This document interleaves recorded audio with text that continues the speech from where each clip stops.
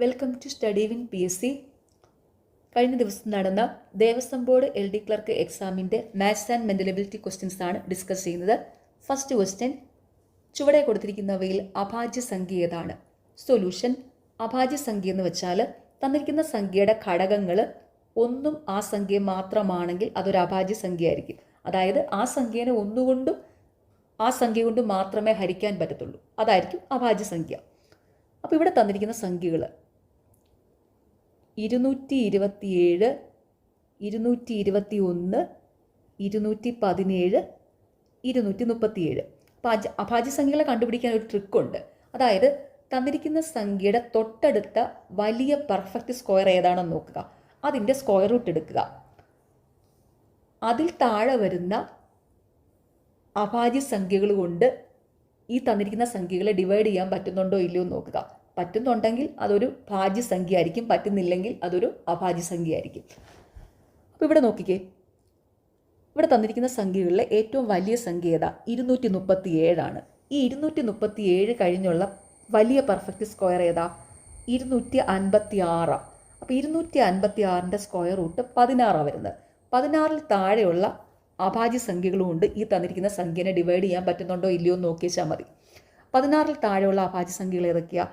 2, 3, 5, 7, 11, 13. Okay, ഇതെല്ലാം ഒറ്റ സംഖ്യകളായതുകൊണ്ട് 2 കൊണ്ട് നോക്കേണ്ട ആവശ്യമില്ല. പിന്നെ ഒറ്റയുടെ സ്ഥാനത്ത് 0, 5 വന്നാലേ ഉള്ളൂ 5 കൊണ്ട് ഹരിക്കാൻ പറ്റത്തുള്ളൂ. അപ്പോൾ 5 കൊണ്ട് നോക്കേണ്ട ആവശ്യമില്ല. ഇനി നോക്കിക്കേ, 217 കാണുമ്പോഴേ അറിയാം അതിനെ 7 കൊണ്ട് ഡിവൈഡ് ചെയ്യാൻ പറ്റുമെന്ന്. കാരണം എന്താ? 7, 3, 21, 7, 1, 7. അപ്പോൾ ഇതൊരു അഭാജ്യ സംഖ്യ അല്ലെന്ന് മനസ്സിലായി. ഓക്കെ, അപ്പോൾ ഇനി ഈ ബാക്കിയുള്ള സംഖ്യകളൊന്നും 7 കൊണ്ട് ഡിവൈഡ് ചെയ്യാൻ പറ്റുമെന്ന് നോക്കാം. നോക്കിക്കേ, 227 ആണെങ്കിൽ 7, 3, 21, 17നകത്ത് 7 അടങ്ങുമോ? ഇല്ല. അപ്പോൾ ഇത് 7ൻ്റെ മൾട്ടിപ്പിൾ അല്ല. 221 ആണെങ്കിലോ 7, 3, 21, 11നകത്ത് 7 അടങ്ങുമോ? ഇല്ല, 7ൻ്റെ മൾട്ടിപ്പിൾ അല്ല. 237 ആണെങ്കിലോ 7, 3, 21, 7, 3, 21, 27, 27നെ 7 കൊണ്ട് ഹരിക്കാൻ പറ്റുമോ? അപ്പോൾ ഇത് 3 7ൻ്റെ മൾട്ടിപ്പിൾ അല്ലെന്ന് മനസ്സിലായി. ഇനി നോക്കിക്കേ,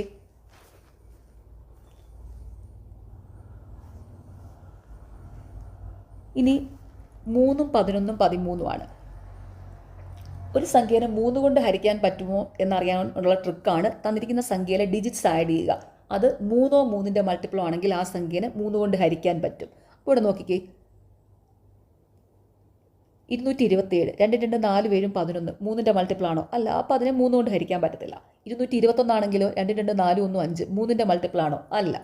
237 ആണെങ്കിലോ 2, 3, 7, 5, 12 ഡിജിറ്റ്സ് ആഡ് ചെയ്യുമ്പോൾ 12 3ൻ്റെ മൾട്ടിപ്പിൾ ആണ്. അപ്പോൾ ഇതിനെ 3 കൊണ്ട് ഹരിക്കാൻ പറ്റും. അപ്പോൾ എന്താ? ഇതും ഒരു അഭാജ്യ സംഖ്യയല്ല. 237 അഭാജ്യ സംഖ്യയല്ലെന്ന് മനസ്സിലായി. ഇനി ഈ 2 സംഖ്യകൾ നോക്കിയാൽ മതി. ഇനി എന്താ? 227, 221. ഓക്കെ, ഒരു സംഖ്യേനെ 11 കൊണ്ട് ഹരിക്കാൻ പറ്റുമോ എന്നറിയാനുള്ള ട്രിക്കാണ് തന്നിരിക്കുന്ന സംഖ്യയിലെ ഓൾട്ടർനേറ്റ് ഡിജിറ്റ്സ് ആഡ് ചെയ്ത് അതിൻ്റെ ഡിഫറൻസ് എടുക്കുക. അത് 0, 11, 11ൻ്റെ മൾട്ടിപ്പിളോ ആണെങ്കിൽ ആ സംഖ്യേനെ 11 കൊണ്ട് ഹരിക്കാൻ പറ്റും. അപ്പോൾ ഇവിടെ നോക്കിക്കേ, 227 ഓൾട്ടർനേറ്റ് സംഖ്യകൾ ആഡ് ചെയ്യാൻ 2, 7, 12 സോറി 2, 7, 9 9ൽ നിന്ന് 2 പോയാൽ എത്രയാ? 7 വരുന്നത്. അപ്പോൾ 7 11ൻ്റെ 0, 11ൻ്റെ മൾട്ടിപ്പിൾ ആണോ? അല്ല. അപ്പോൾ ഇതിനെ 11 കൊണ്ട് ഹരിക്കാൻ പറ്റത്തില്ല. 221 നോക്കിക്കുക, 2, 1, 3 3ൽ നിന്ന് 2 പോയാൽ 1. അപ്പോൾ ഇതും എന്താ? 11ൻ്റെ മൾട്ടിപ്പിൾ ആണോ? അല്ല. 0, 11 ഒന്നും അല്ല വന്നിരിക്കുന്നത്. 11ൻ്റെ മൾട്ടിപ്പിൾ ഒന്നും അല്ല.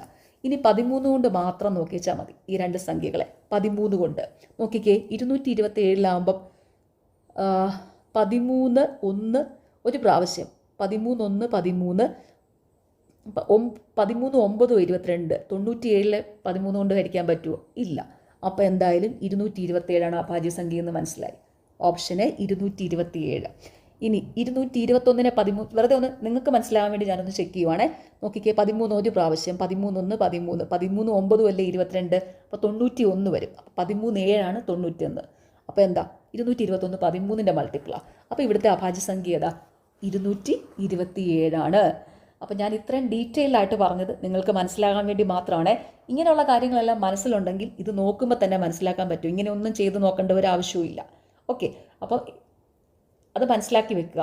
ഏതെങ്കിലും സംഖ്യയുടെ മൾട്ടിപ്പിൾ ആണോ അല്ലയോ എന്നുള്ള ട്രിക്കുകൾ ബൈഹാർട്ട് ചെയ്ത് വെക്കുക കേട്ടോ. പ്രത്യേകിച്ചും 4, 8, 3, 9, 11 ഇതുകൊണ്ടൊക്കെ ഹരിക്കാൻ പറ്റുമോ ഇല്ലയോ എന്നുള്ള ട്രിക്കുകൾ ബൈഹാർട്ട് ചെയ്ത് തന്നെ വെക്കുക. ഓക്കെ.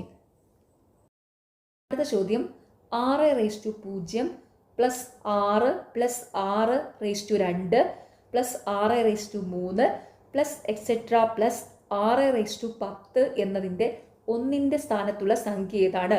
സൊല്യൂഷൻ. ഇത് സോൾവ് ചെയ്ത് 1ൻ്റെ സ്ഥാനം, അതായത് ഒറ്റയുടെ സ്ഥാനത്തുള്ള സംഖ്യ ഏതെന്നാണ് കണ്ടുപിടിക്കേണ്ടത്. ഇപ്പോൾ ഇവിടെ നോക്കിക്കേ, 6/0 പ്ലസ് 6, അതായത് 6/1 ആണ് 6 എന്ന് എഴുതിയിരിക്കുന്നത് കേട്ടോ. ഇനി ക്വാണ്ടിറ്റി റേസ് 1 ആ സംഖ്യ തന്നെയായിരിക്കും. A/1 എന്ന് വെച്ചാൽ A തന്നെയാണ്. അപ്പം 6/1 ആണ് ഈ 6 എന്ന് എഴുതിയിരിക്കുന്നത്. 6 plus 6/2 plus 6/3 plus etcetera plus 6/10. ഇത് സോൾവ് ചെയ്ത് ഇതിൻ്റെ ഒറ്റയുടെ സ്ഥാനത്തെ അക്ക എന്നാണ് കണ്ടുപിടിക്കേണ്ടത്. അപ്പോൾ ഇത് കണ്ടുപിടിക്കാനുള്ള ട്രിക്ക് എന്ന് വെച്ചാൽ എനി ക്വാണ്ടിറ്റി റേസ് 0 എന്താ? 1. അപ്പോൾ 6/0 എന്തായിരിക്കും? 1 ആയിരിക്കും. A/0 is equal to 1. Any quantity raise 0 1 ആയിരിക്കും. അതുപോലെ എനി ക്വാണ്ടിറ്റി റേസ് 1 എന്തായിരിക്കും? ആ സംഖ്യ തന്നെ ആയിരിക്കും. അതാണ് A/1 A എന്ന് പറയുന്നത്. ഓക്കെ. A/1 A ആയിരിക്കും. A/0 1 ആയിരിക്കും. ഓക്കെ. അപ്പോൾ ഇവിടെ 6/0 എന്ന് വെച്ചാൽ എന്താ? 1. ഇനി നോക്കിക്കേ, 6ൻ്റെ പവർ ഏത് സംഖ്യ വന്നാലും ഒറ്റയുടെ സ്ഥാനത്ത് 6 തന്നെയല്ലേ വരുള്ളൂ. 6 സ്ക്വയർ, 6 ക്യൂബ്, 6/4, 6/5, 6ൻ്റെ പവർ ഏത് സംഖ്യ വന്നാലും ഒറ്റയുടെ സ്ഥാനത്ത് 6 മാത്രമേ വരുള്ളൂ. അപ്പോൾ നോക്കിക്കേ, ഇവിടെ 6/1 മുതൽ 6/10 വരെ 10 6കൾ വരുന്നുണ്ട്. 10 6കൾ കൂട്ടുമ്പോൾ എത്രയാണ് വരുന്നത്?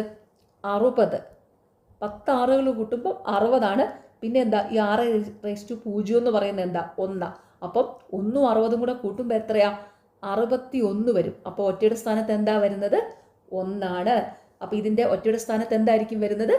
1 ആണ്. Answer option A. അടുത്ത ചോദ്യം 2/2026 എന്നതിനെ 5 കൊണ്ട് ഹരിച്ചാൽ ശിഷ്ടം എത്ര? സൊല്യൂഷൻ. 2/2026 എന്നതിനെ 5 കൊണ്ട് ഹരിച്ചാൽ ശിഷ്ടം എത്രയെന്നാണ് കണ്ടുപിടിക്കേണ്ടത്. അതിനായിട്ട് ആദ്യം ചെയ്യേണ്ടത് ഈ 2/2026 എന്ന സംഖ്യയുടെ ഒറ്റയുടെ സ്ഥാനത്തെ അക്കം കണ്ടുപിടിക്കണം. അപ്പോൾ ഇതൊരു പവറുള്ള സംഖ്യകളുടെ ഒറ്റയുടെ സ്ഥാനത്തെ അക്കം കണ്ടുപിടിക്കാൻ ചെയ്യേണ്ടത് ആദ്യം ഈ പവറിനെ 4 കൊണ്ട് ഡിവൈഡ് ചെയ്യുക. അന്നേരം കിട്ടുന്ന ശിഷ്ടം ഈ തന്നിരിക്കുന്ന സംഖ്യയുടെ ഒറ്റയുടെ സ്ഥാനത്തിന് പവറായിട്ട് കൊടുക്കുക. അന്നേരം കിട്ടുന്ന സംഖ്യയുടെ ഒറ്റയുടെ സ്ഥാനത്ത് ഏത് സംഖ്യയാണോ വരുന്നത് അതായിരിക്കും ഈ സംഖ്യയുടെ ഒറ്റയുടെ സ്ഥാനത്തെ അക്കം. ഓക്കെ. അപ്പോൾ ഇവിടെ 2/2026 ഈ സംഖ്യയുടെ ഒറ്റയുടെ സ്ഥാനത്തെ അക്കം കണ്ടുപിടിക്കണം. അതിനുവേണ്ടി ആദ്യം ചെയ്യേണ്ടത് പവറിനെ 4 കൊണ്ട് ഡിവൈഡ് ചെയ്യുക. അന്നേരമുള്ള ശിഷ്ടം നോക്കുക. അപ്പോൾ ഈ 2026നെ 4 കൊണ്ട് ഡിവൈഡ് ചെയ്യുക. 4 5 20, 2ൽ 4 അടങ്ങുവേല, 0 കൊടുത്തു, 6 ഇറക്കി എഴുതി. അപ്പോൾ 26നകത്ത് 4 6 24. അപ്പോൾ ഇതിൻ്റെ ശിഷ്ടം എത്ര കിട്ടി? 2.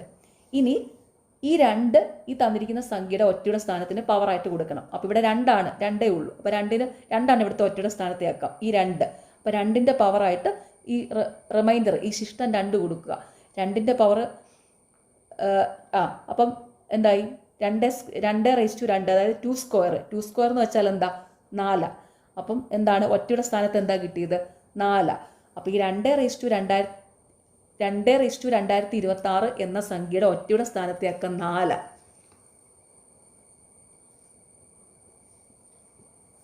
അപ്പോൾ ഇനി ഇതിനെ 5 കൊണ്ട് ഹരിച്ചാൽ ശിഷ്ടം എത്രയെന്നാണ് കണ്ടുപിടിക്കേണ്ടത്. അപ്പം ഏതൊരു സംഖ്യയുടെയും ഒറ്റയുടെ സ്ഥാനത്തെ അക്കം 5നേക്കാളും ചെറിയൊരു സംഖ്യ ആണെങ്കിൽ ആ സംഖ്യ തന്നെയാണ് 5 കൊണ്ട് ഹരിച്ചാൽ കിട്ടുന്ന ശിഷ്ടമായിട്ട് വരുന്നത്. ഏതൊരു സംഖ്യയുടെ ഒറ്റയുടെ സ്ഥാനത്തെ അക്കം 5ഓ 5ൽ കൂടുതലോ ആണെങ്കിൽ അതിനെ 5 കൊണ്ട് ഡിവൈഡ് ചെയ്താൽ കിട്ടുന്ന സംഖ്യയായിരിക്കും അതിൻ്റെ ശിഷ്ടമായിട്ട് വരുന്നത്. ഓർത്തു വയ്ക്കുക. അത് നിങ്ങൾക്ക് വെറുതെ കോമൺ സെൻസ് ചിന്തിച്ചാലും മനസ്സിലാക്കാൻ പറ്റും. ഏതൊരു സംഖ്യയുടെയും ഒറ്റയുടെ സ്ഥാനത്ത് വരുന്ന സംഖ്യ 5ൽ കുറവാണെങ്കിൽ അതായിരിക്കും അതിനെ 5 കൊണ്ട് ഹരിച്ചാൽ കിട്ടുന്ന ശിഷ്ടം. 5ഓ 5ൽ കൂടുതലോ ആണെങ്കിൽ അതിനെ 5 കൊണ്ട് ഡിവൈഡ് ചെയ്യുന്നതായിരിക്കും ഡിവൈഡ് ചെയ്താൽ കിട്ടുന്ന ശിഷ്ടമായിരിക്കും അതിൻ്റെ ശിഷ്ടം. അപ്പോൾ ഇവിടെ നോക്കിക്കേ, ഈ തന്നിരിക്കുന്ന സംഖ്യയുടെ, അതായത് 2/2026 എന്ന സംഖ്യയുടെ ഒറ്റയുടെ സ്ഥാനത്തെ അക്കം 4. അപ്പോൾ എന്താ, 5ൽ താഴെ, 5നേക്കാളും ചെറിയൊരു സംഖ്യയാണ് 4. അപ്പോൾ ഇതിൻ്റെ ശിഷ്ടം എന്താ, 4 തന്നെയായിരിക്കും. അപ്പോൾ ഇവിടുത്തെ ആൻസർ ഓപ്ഷൻ ഡി 4. അടുത്ത ചോദ്യം, ചുവടെ കൊടുത്തിരിക്കുന്നവയിൽ കൃത്യമായി 3 ഘടകങ്ങളുള്ള സംഖ്യ ഏതാണ്? സൊല്യൂഷൻ, ഈ തന്നിരിക്കുന്ന സംഖ്യയിൽ കൃത്യമായി 3 ഘടകങ്ങളുള്ള സംഖ്യ ഏതെന്നാണ് കണ്ടുപിടിക്കുന്നത്. അപ്പോൾ ഒരു കാര്യം ഓർത്ത് വയ്ക്കുക, ഏതൊരു അഭാജ്യ സംഖ്യയുടെയും വർഗത്തിന് കൃത്യമായി 3 ഘടകങ്ങൾ ഉണ്ടാകും. ഓർത്ത് വയ്ക്കുക, ഏതൊരു അഭാജ്യ സംഖ്യയുടെയും വർഗത്തിന് കൃത്യമായി 3 ഘടകങ്ങൾ ഉണ്ടായിരിക്കും. ഇപ്പോൾ ഇവിടെ നോക്കിക്കേ, ഈ തന്നിരിക്കുന്ന സംഖ്യയിൽ അഭാജ്യ സംഖ്യയുടെ വർഗമായിട്ട് വരുന്നത് ഓപ്ഷൻ ബി 121 നോക്കിക്കേ, 121 എന്ന് പറയുന്നത് 11ന്റെ സ്ക്വയറാണ്, 11ന്റെ വർഗ. അപ്പോൾ 11 എന്താ, ഒരു അഭാജ്യ സംഖ്യയാണ്. അപ്പോൾ ഈ 11ന്റെ സ്ക്വയറാണ് 121. അപ്പോൾ 121ന്റെ ഘടകങ്ങൾ ഏതൊക്കെയാണ്? 1, 11, 121. ഈ 3 ഫാക്ടേഴ്സേ ഉള്ളൂ 121. അപ്പോൾ ഇവിടെ ഉത്തരം എന്താണ്? കൃത്യമായി 3 ഘടകങ്ങളുള്ള സംഖ്യ ഏതാ? Option B 121. ഒരു എക്സാമ്പിൾ പറയാം. 3ന്റെ സ്ക്വയർ, 3 ഒരു അഭാജ്യ സംഖ്യ ആണല്ലോ. 3ന്റെ സ്ക്വയർ എത്രയാ? 9. 9ന്റെ ഘടകങ്ങൾ ഏതൊക്കെയാണ്? 1ഉം 3ഉം 9 മാത്രമേ ഉള്ളൂ. കൃത്യമായിട്ട് 3 ഘടകങ്ങളേ ഉള്ളൂ ഈ 9-ന്. അപ്പോൾ ഏതൊരു അഭാജ്യ സംഖ്യയുടെ വർഗത്തിന് കൃത്യമായിട്ട് 3 ഘടകങ്ങൾ ഉണ്ടായിരിക്കും. അടുത്ത ചോദ്യം, ചുവടെ കൊടുത്തിരിക്കുന്നവയിൽ ഏറ്റവും ചെറിയത് ഏതാണ്? സൊല്യൂഷൻ, ഈ തന്നിരിക്കുന്ന സംഖ്യകളിൽ ഏറ്റവും ചെറുത് ഏതാണെന്ന് കണ്ടുപിടിക്കണം. നോക്കിക്കേ, പൈയുടെ വാല്യൂ 3.14 ആണ്. ഇനി 10/3 10/3 10 ഡിവൈഡഡ് ബൈ 3 3 3 9 ശിഷ്ടം 1. അപ്പോൾ 1-നകത്ത് 3 അടങ്ങുകയില്ല, പോയിന്റ് ഇട്ടു, 0 കൊടുത്തു. അപ്പോൾ എന്ത് വരും? 3 3 9. വീണ്ടും ശിഷ്ടം 1 തന്നെയാണ് വരുന്നത്. അപ്പം വീണ്ടും എന്താണ്, 0 ഇട്ടു, 3 3 9. അപ്പോൾ ഇതിങ്ങനെ കണ്ടിന്യൂ ചെയ്ത് പോവും. അപ്പോൾ ഇവിടെ എന്താണ്, 10/3 എന്ന് വെച്ചാൽ 3.33. ഇനി റൂട്ട് 9.61 റൂട്ട് 9.61 961ന്റെ റൂട്ട് 31. അപ്പം റൂട്ട് 9.61 ആകുമ്പോൾ അത് 3.1. ഇനി 1.8 സ്ക്വയർ, 18ന്റെ സ്ക്വയർ 324 അപ്പോൾ 1.8ന്റെ സ്ക്വയർ ആകുമ്പോൾ അത് 3.24 ആയിരിക്കും. അപ്പോൾ നോക്കിക്കേ, ഇതിൽ ഏറ്റവും ചെറുത് ഏതാണെന്ന് നോക്കിയേ, 3.1 ആണല്ലേ. 3.1 ആയിട്ട് വരുന്നതാണ് ഏറ്റവും ചെറുത്. അപ്പോൾ ഇവിടുത്തെ ഏറ്റവും ചെറുത് ഏതാണ്? Option C, root 9.61. ചോദ്യം, ഒരു മട്ട സമപാർശ്വ ത്രികോണത്തിന്റെ ഏറ്റവും നീളം കൂടിയ വശം 2 സെന്റിമീറ്റർ ആയാൽ അതിന്റെ പരപ്പളവ് എത്ര? സൊല്യൂഷൻ, ഒരു സമപാർശ്വ ത്രികോണം എന്ന് വെച്ചാൽ അതിന്റെ 2 വശങ്ങൾ തുല്യമായിരിക്കും. ഒരു മട്ട സമപാർശ്വ ത്രികോണം എന്ന് വെച്ചാൽ അതിന്റെ ഒരു ആംഗിൾ 90 ഡിഗ്രിയും 2 വശങ്ങൾ തുല്യമായിരിക്കും. അപ്പോൾ അതിങ്ങനെ വരും, മട്ട സമപാർശ്വ ത്രികോണം, ഒരു ആംഗിൾ 90 ഡിഗ്രി ആയിരിക്കും, 2 വശങ്ങൾ തുല്യമായിരിക്കും. ഇതാണ് ഒരു മട്ട സമപാർശ്വ ത്രികോണം. ഇതിലെ ഏറ്റവും നീളം കൂടിയ വശം 2 സെന്റിമീറ്റർ ആയാൽ പരപ്പളവ് എത്രയെന്നാണ് ഇവിടെ കണ്ടുപിടിക്കേണ്ടത്. അപ്പോൾ ഒരു മട്ട സമപാർശ്വ ത്രികോണത്തിലെ ഏറ്റവും നീളം കൂടിയ വശം എന്ന് പറയുന്നത് അതിൻ്റെ കർണമായിരിക്കും, ഹൈപ്പോട്ടന്യൂസ്, എച്ച്, ഈ നീളം കൂടിയ വശം.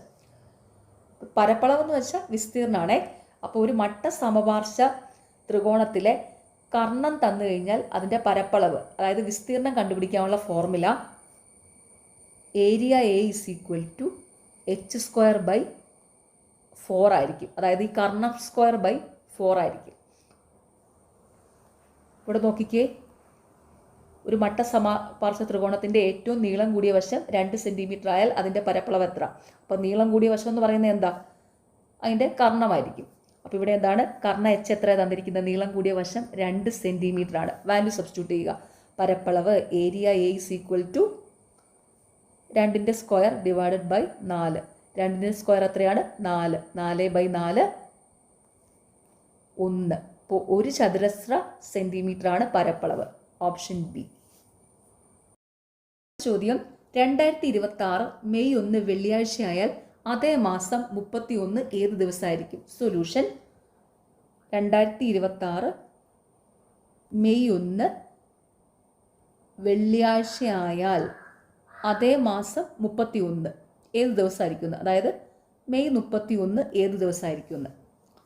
ഏതൊരു ദിവസത്തോടും കൂടി 7 കൂട്ടിയാൽ അതേ ദിവസം തന്നെ കിട്ടും. അപ്പോൾ ഇവിടെ നോക്കിക്കേ, 1-ാം തീയതി വെള്ളിയാഴ്ചയാണ്.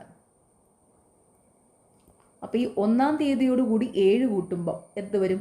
8 കിട്ടും. അപ്പോൾ 8-ാം തീയതി എന്താ? വെള്ളിയാഴ്ചയായിരിക്കും. അതുപോലെ 8ൻ്റെ കൂടെ 7 കൂട്ടി 15-ാം തീയതി എന്തായിരിക്കും? വെള്ളിയാഴ്ചയായിരിക്കും. 15ൻ്റെ കൂടെ 7 കൂട്ടി 22 എന്താ? വെള്ളിയാഴ്ചയായിരിക്കും. 22ൻ്റെ കൂടെ 7 കൂട്ടി 29 വെള്ളിയാഴ്ചയായിരിക്കും. അപ്പോൾ നോക്കിക്കേ, 1, 8, 15, 22, 29 ഇത് വെള്ളിയാഴ്ചയാണ്. 29 വെള്ളിയാഴ്ചയാണെങ്കിൽ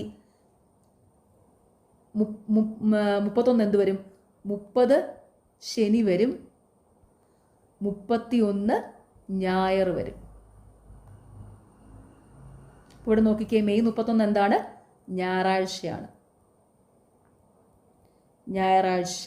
അപ്പോൾ answer option C.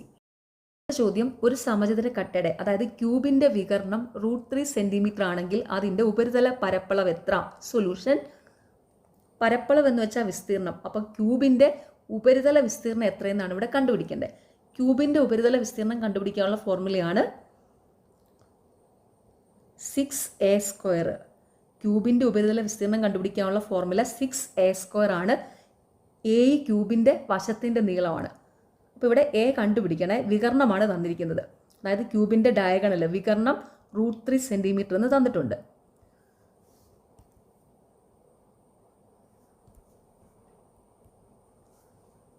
ക്യൂബിന്റെ diagonal D = √3a ആണ് കേട്ടോ. ക്യൂബിന്റെ ഡയഗണൽ കണ്ടുപിടിക്കാനുള്ള ഫോർമുല √3a ആണ്. അപ്പോൾ നോക്കിക്കേ, ഡയഗണൽ √3 എന്ന് തന്നിട്ടുണ്ട് വികർണം. അപ്പോൾ √3 = √3a. ഇതിൽ നിന്ന് a എന്ത് വരും? a = √3/√3. √3യും √3യും വെട്ടിപ്പോയി. അപ്പോൾ എന്ത് വരും? a = 1 centimetre. അപ്പം ക്യൂബിൻ്റെ വശത്തിൻ്റെ നീളം 1 സെൻറ്റിമീറ്റർ എന്ന് കിട്ടി. ഇനി വാല്യൂ സബ്സ്റ്റിറ്റ്യൂട്ട് ചെയ്താൽ മതി.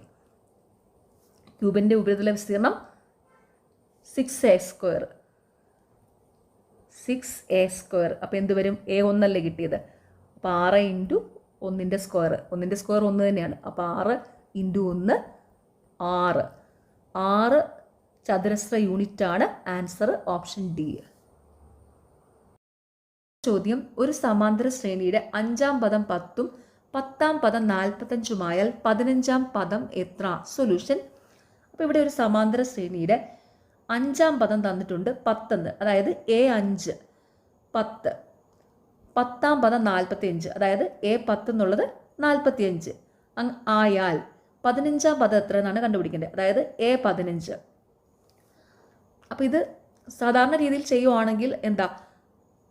എ കണ്ടുപിടിക്കണം, പൊതുവ്യത്യാസം ഡി ഒക്കെ കണ്ടുപിടിച്ച് കുറേ ടൈം എടുത്ത് വേണം ചെയ്യാൻ. അപ്പോൾ ഇത് കുറച്ചുകൂടി എളുപ്പത്തിൽ ചെയ്യാൻ ഒരു ട്രിക്കാണ് ഇവിടെ പറയുന്നത്. എളുപ്പത്തിൽ ചെയ്യാനുള്ള മെത്തേഡ്. അതായത് ഇവിടെ കണ്ടുപിടിക്കേണ്ടത് എന്താ? പതിനഞ്ചാമത്തെ പദമാണ് കണ്ടുപിടിക്കേണ്ടത്. അതായത് A15. 10-ാമത്തെ പദം തന്നിട്ടുണ്ട്. 10-ാമത്തെ പദം തന്നിട്ടുണ്ട്. അതിൻ്റെ കൂടെ ഈ പൊതുവ്യത്യാസം 5 തവണ കൂട്ടിയാൽ മതിയല്ലോ. അപ്പോൾ 15-ാമത്തെ പദം കിട്ടുമല്ലോ. 10-ാമത്തെ പദം തന്നിട്ടുണ്ട്. 15-ാമത്തെ പദമാണ് കണ്ടുപിടിക്കുന്നത്. അപ്പോൾ ഈ 10-ാമത്തെ പദത്തിൻ്റെ കൂടെ പൊതുവ്യത്യാസം 5 തവണ കൂട്ടിയാൽ 15-ാമത്തെ പദം കിട്ടും. പൊതുവ്യത്യാസം 5 തവണ കൂട്ടുക എന്നുള്ളത് ഈ പൊതുവ്യത്യാസത്തിനെ 5 കൊണ്ട് അങ്ങ് ഗുണിച്ചാൽ മതിയല്ലോ. അപ്പോൾ എങ്ങനെ വരും? A15 എന്നുള്ളത് A10 + 5 × പൊതുവ്യത്യാസം D. പൊതുവ്യത്യാസം D കൊണ്ടാണ് റെപ്രസെൻറ്റ് ചെയ്യുന്നത്. അപ്പോൾ 5D. A15 = A10 + 5D. A10 എന്നുള്ളത് 10-ാമത്തെ പദം. ഈ 45ആണ് A10 എന്ന് എഴുതിയിരിക്കുന്നത് കേട്ടോ. ഓക്കെ. അപ്പോൾ ഇവിടെ നോക്കിക്കേ, പൊതുവ്യത്യാസം കണ്ടുപിടിച്ചാൽ മതി. പൊതുവ്യത്യാസം D = പദങ്ങളുടെ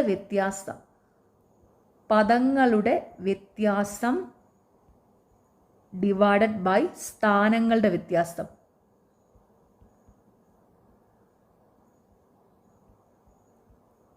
ഈ ഫോർമുല ഒന്ന് ഓർത്ത് വെച്ചോണേ. പൊതുവ്യത്യാസം ഡി കണ്ടുപിടിക്കാനുള്ള ഫോർമുലയാണ് പദങ്ങളുടെ വ്യത്യാസം ബൈ സ്ഥാനങ്ങളുടെ വ്യത്യാസം. ഓക്കെ, അപ്പോൾ ഇവിടെ നോക്കിക്കേ, പൊതുവ്യത്യാസം ഡി ഈസ് ഈക്വൽ ടു പദങ്ങളുടെ വ്യത്യാസം. പദങ്ങളുടെ വ്യത്യാസം ഇവിടെ എത്രയാ? 45 മൈനസ് 10 ഡിവൈഡഡ് ബൈ സ്ഥാനങ്ങളുടെ വ്യത്യാസം. 5-ാം പദവും 10-ാം പദവും അല്ലേ, അപ്പോൾ സ്ഥാനങ്ങളുടെ വ്യത്യാസം എന്ത് വരും? 10 മൈനസ് 5. നോക്കിക്കേ, 45 10 പോയാൽ 35 ഡിവൈഡഡ് ബൈ 10 5 പോയാൽ 5. പൊതുവ്യത്യാസം ഡി എത്രയാ? 7 എന്ന് കിട്ടി. ഓക്കെ, അപ്പോൾ പദങ്ങളുടെ വ്യത്യാസവും സ്ഥാനങ്ങളുടെ വ്യത്യാസവും തന്നിട്ടുണ്ടെങ്കിൽ പൊതുവ്യത്യാസം ഡി ഈസ് ഈക്വൽ ടു പദങ്ങളുടെ വ്യത്യാസം ബൈ സ്ഥാനങ്ങളുടെ വ്യത്യാസം കണ്ടാൽ മതി. ഇവിടെ എന്തായി? പൊതുവ്യത്യാസം ഡി എന്ന് കിട്ടി. ഇനി വാല്യൂ സബ്സ്റ്റിറ്റ്യൂട്ട് ചെയ്യുക. 15-ാമത്തെ പദം A15 ഈസ് ഈക്വൽ ടു എന്ത് വരും? A10 എന്ന് വെച്ചാൽ 10-ാമത്തെ പദം. 10-ാമത്തെ പദം എത്രയാണ്? 45 പ്ലസ് 5 ഇൻറ്റു പൊതുവ്യത്യാസം ഡി എത്രയാണ്? 7. നോക്കിക്കേ, 45 plus 5 into 7 35. 45 35 80.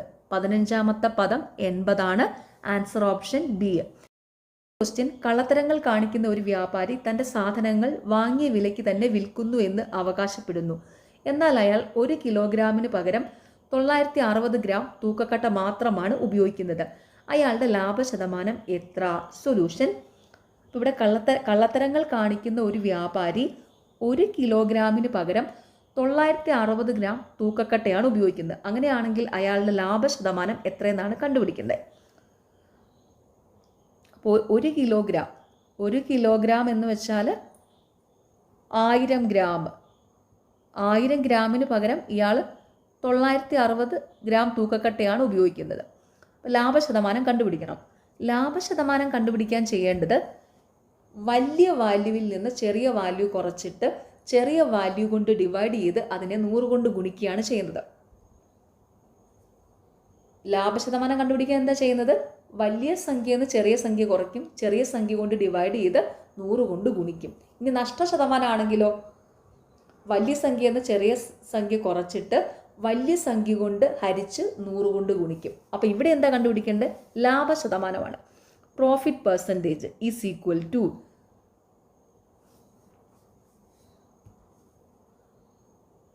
P percentage is equal to വലിയ സംഖ്യയിൽ നിന്ന് ചെറിയ സംഖ്യ കുറയ്ക്കാം. 1000 നിന്ന് 960 കുറച്ചു. എന്നിട്ട് എന്താണ്? ചെറിയ സംഖ്യ കൊണ്ട് ഡിവൈഡ് ചെയ്യണം. 960 എന്നിട്ട് എന്ത് ചെയ്യണം? 100 കൊണ്ട് ഗുണിക്കണം. ഈസ് ഈക്വൽ ടു 1000 നിന്ന് 960 പോയാൽ 40 ഡിവൈഡഡ് ബൈ 960 ഇൻറ്റു 100. 8 കൊണ്ട് വിട്ടാവേ. 8 5 40, 12 8 96 അല്ലേ, അപ്പം 960 ആകുമ്പോൾ 120 വരും. ഇനി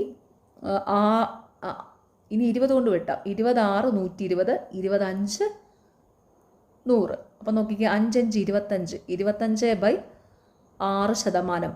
ലാഭശതമാനം 25/6 ആണ് കേട്ടോ. അപ്പോൾ ലാഭശതമാനം എത്രയാണ്? 25/6%. Option B. ഓക്കെ, നിങ്ങൾക്ക് എക്സാം എങ്ങനെ ഉണ്ടായിരുന്നു? ഈസി ആയിരുന്നു? എനിക്ക് ക്വസ്റ്റ്യൻ പേപ്പർ കണ്ടിട്ട് കുറച്ച് ടഫായിട്ടാണ് തോന്നിയത് കേട്ടോ. ദേവസ്വം ബോർഡിൻ്റെ LD ക്ലർക്ക് എക്സാമൊക്കെ സാധാരണ കുറച്ച് ഈസി ആവാറാണ് സാധ്യത. പക്ഷേ ഇത്തവണത്തെ ഈ ഒരു ക്വസ്റ്റ്യൻ പേപ്പർ നല്ല ടഫായിട്ടാണ് എനിക്ക് തോന്നിയത്. മാത്സും കുറച്ച് ടഫായിട്ടാണ് എനിക്ക് തോന്നിയത്. അപ്പോൾ നിങ്ങൾക്ക് എങ്ങനെ ഉണ്ടായിരുന്നു എന്ന് എക്സാം എഴുതിയവർ താഴെ കമൻറ്റ് ബോക്സിൽ ഒന്ന് കമൻറ്റ് ചെയ്യുക കേട്ടോ. എത്ര മാർക്ക് കിട്ടിയെന്നും. പ്രൊഫഷണൽ ആൻസർ കീ വന്നിട്ടുണ്ടല്ലോ. അപ്പോൾ പ്രൊഫഷണൽ ആൻസർ കീ നോക്കിയിട്ട് നിങ്ങൾക്ക് കിട്ടിയ മാർക്ക് താഴെ കമൻറ്റ് ബോക്സിൽ ഒന്ന് കമൻറ്റ് ചെയ്യുക. പ്രൊഫഷണൽ ആൻസർ കീ നമ്മുടെ ചാനലിലും കൊടുത്തിട്ടുണ്ട് കേട്ടോ. ഓക്കെ, പിന്നെ മാത്സിന് നിങ്ങൾക്ക് സെപ്പറേറ്റ് എക്സാം എഴുതിയവർക്ക് മാത്സിന് എത്ര മാർക്ക് കിട്ടിയെന്ന് കൂടി ഒന്ന് കമൻറ്റ് ചെയ്യുക. നിങ്ങൾക്ക് ഈ ചാനൽ ഇഷ്ടപ്പെടുന്നുണ്ടെങ്കിൽ സബ്സ്ക്രൈബ് ചെയ്യുക, സപ്പോർട്ട് ചെയ്യുക, ഷെയർ ചെയ്യുക. പിന്നെ ഈ വീഡിയോയുടെ താഴെ കാണുന്ന ഹൈപ്പ് എന്നുള്ളൊരു ഓപ്ഷൻ ഉണ്ട്, അതും കൂടി ഒന്ന് ക്ലിക്ക് ചെയ്ത് സപ്പോർട്ട് ചെയ്യുക. താല്പര്യമുള്ളവർ സ്റ്റഡി വിൻ PSCയുടെ ടെലഗ്രാം ചാനൽ ജോയിൻ ചെയ്യുക. ടെലഗ്രാം ചാനലിൻ്റെ ലിങ്ക് കമൻറ്റ് ബോക്സിൽ പിൻ ചെയ്ത് വെച്ചിട്ടുണ്ട്. ടെലഗ്രാം ചാനലിൽ ഇമ്പോർട്ടൻ്റ് ആയിട്ടുള്ള നോട്ട്സ്, പിന്നെ റീസെൻ്റ്ലി നടക്കുന്ന PSC എക്സാമിൻ്റെയും ദേവസ്വം ബോർഡ് എക്സാമിൻ്റെയും പ്രൊവിഷണൽ ആൻസർ കീയും ഫൈനൽ ആൻസർ കീയും മാർക്ക് ചെയ്ത PDFകളൊക്കെ അവൈലബിൾ ആണ്. അപ്പോൾ താല്പര്യമുള്ളവർ ടെലഗ്രാം ചാനലിലും കൂടെ ജോയിൻ ചെയ്യുക. താല്പര്യമുള്ളവർ ഈ ചാനൽ സബ്സ്ക്രൈബ് ചെയ്യാതെ കാണുന്നെങ്കിൽ സബ്സ്ക്രൈബ് ചെയ്ത് കാണുക. അപ്പോൾ എല്ലാവർക്കും താങ്ക് യു.